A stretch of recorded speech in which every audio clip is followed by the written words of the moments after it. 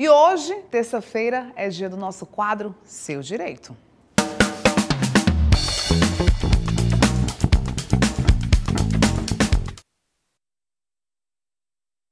E hoje a gente vai falar sobre a parceria entre o governo federal e os bancos, que passou a permitir, desde a última sexta-feira, empréstimos consignados de forma mais acessível e com taxas mais baixas para trabalhadores de carteira assinada, né, CLT.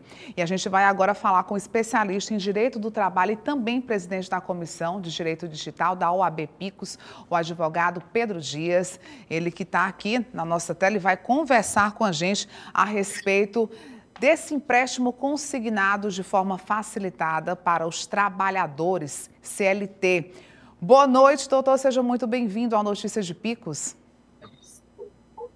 Boa noite. É um prazer fazer parte desse momento, poder contribuir para o debate. Desejo também uma boa noite a todos que estão nos assistindo nesse momento. Doutor, é um assunto, né, que desde a última sexta-feira vem repercutindo, vem impactando também na economia do Brasil, mas muita gente tem dúvidas. Abrange todos os trabalhadores, CLT, ou tem alguns critérios específicos essa facilidade desse empréstimo consignado? Perfeito. É padrão toda novidade trazer com ela bastante dúvidas, né? Então, é uma medida bastante recente. Essa medida provisória foi editada pelo governo federal agora dia 12 de março e começou a ser operacionalizada pelos bancos na última sexta-feira. Então, é muito normal ter todas essas dúvidas, tá? Então, quem é o trabalhador elegível para essas medidas? É aquele trabalhador que tem um vínculo formal registrado, tá? Então, aquele trabalhador que trabalha de carteira assinada, que é então aquela pessoa que está trabalhando de forma clandestina, informal, sem as devidas formalidades na sua carteira de trabalho, felizmente ela não vai conseguir ter acesso, tá? Então é importante o trabalhador se atentar que o seu empregador tenha feito a assinatura corretamente da sua carteira, e hoje a gente fala na carteira digital, que já é obrigatória desde 2019, e todas as informações referentes a essa social estejam devidamente alinhadas. Com essa carteira digital, ok, como é que o colaborador vai ter acesso a isso? Através da conta Gov dele. É outro mecanismo, outra plataforma do governo, que ele deve estar também cadastrado de forma pertinente, tá? Então, fazer o cadastro na conta Gov, baixar a carteira digital, e a gente orienta também que a conta Gov, ele faça a elevação do nível para o nível ouro, tá? Que vai exigir o reconhecimento facial, porque ele vai desbloquear todas as funcionalidades possíveis para esses dois aplicativos, né? O Gov.br e a carteira digital.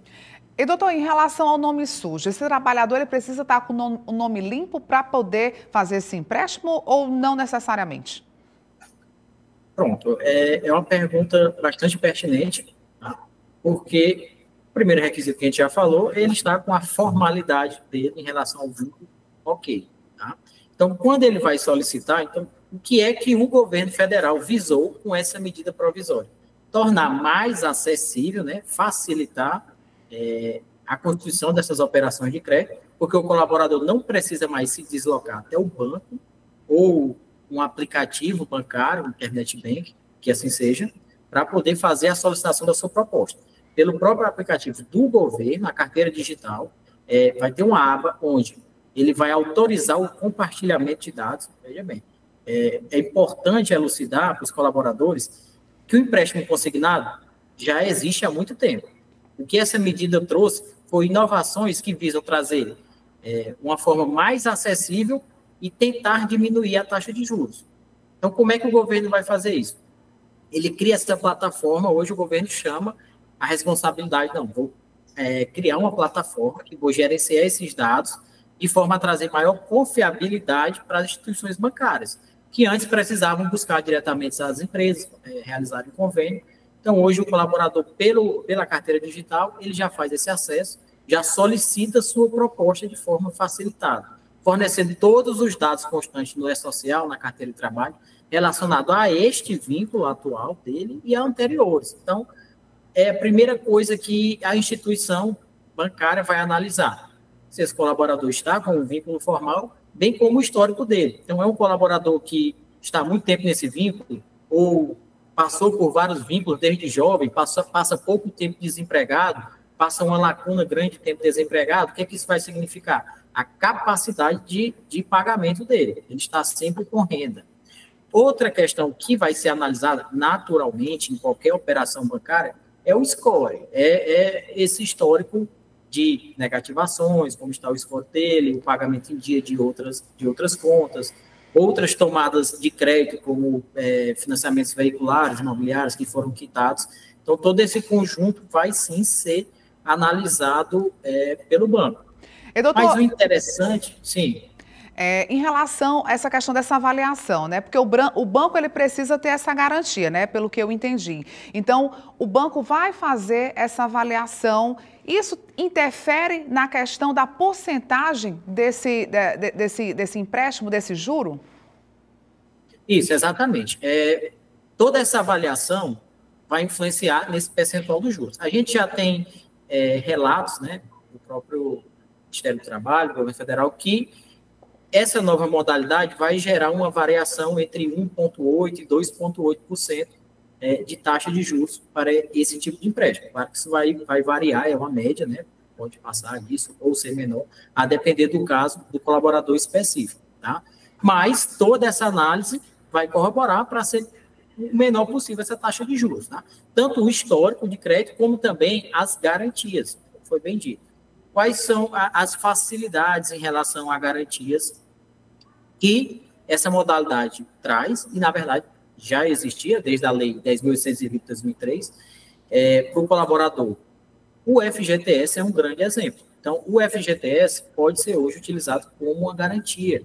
Tem duas possibilidades. O colaborador pode tanto utilizar 10% do saldo, então ele tem um saldo na conta vinculada dele de X reais. 10% desse saldo ele pode utilizar como garantia, o que visa tanto a concessão do crédito, como também trazer maior segurança para o banco e, assim, diminuir a taxa de juros.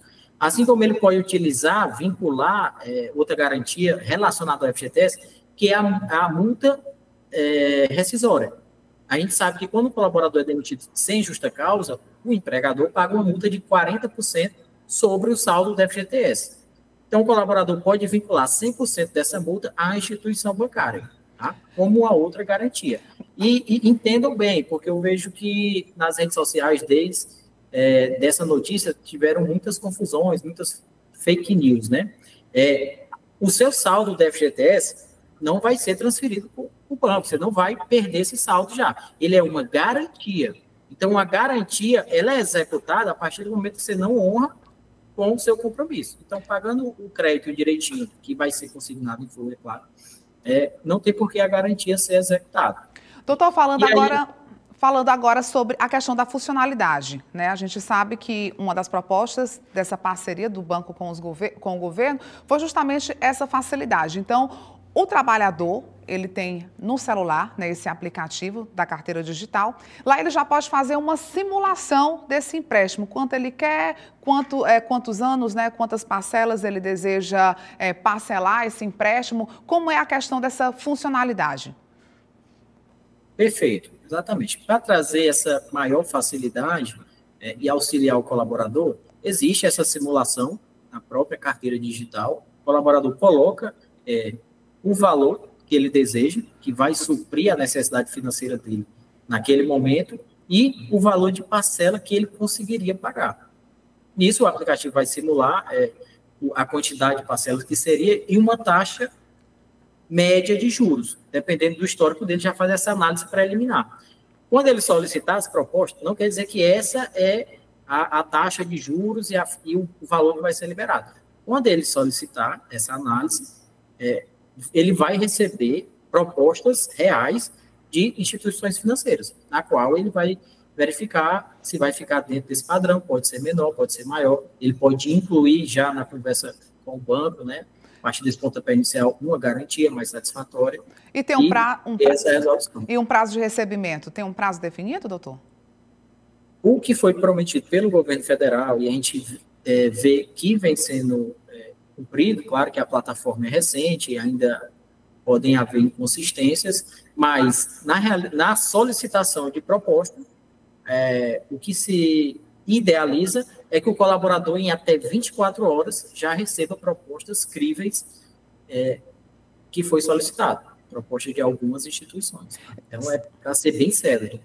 E só para finalizar, também, né, tem a proposta aí de um cartão de crédito consignado. O senhor tem como explicar para a gente rapidinho? Isso, exatamente. Então, essa margem consignável trazida pela lei, ela vai permitir duas possibilidades de consignações. Só para explicar aqui o que é a consignação. É você contratar um empréstimo, existe um valor de parcela, uma operação, e esse valor de parcela vai ser consignado na sua folha de pagamento. Então, o empregador, antes de depositar o dinheiro na sua conta, ali na folha, ele já vai descontar esse numerário, tá? Então, a gente tem hoje a possibilidade de duas consignações. A consignação para empréstimos, enfim, operações financeiras, e para o cartão consignado, tá? Qual é a margem máxima que o colaborador tem? De até 35% do seu salário para a consignação das operações financeiras e de 5% do seu salário, engloba tudo, né? Salário, vencimentos, de 5% para o cartão consignado. Então, ele vai ter esse cartão de crédito que ele vai utilizar dentro do limite que foi liberado pelo banco, tá? E aí o valor mensal já vai ser consignado em folha da mesma forma que a operação financeira. Doutor, muito obrigada, viu, pelas suas informações, pela sua participação no nosso quadro Seu Direito do Notícias de Picos. Por nada, agradeço o chamado, fico satisfeito em dar minha colaboração, estamos sempre às ordens e uma boa noite a todos. Boa noite.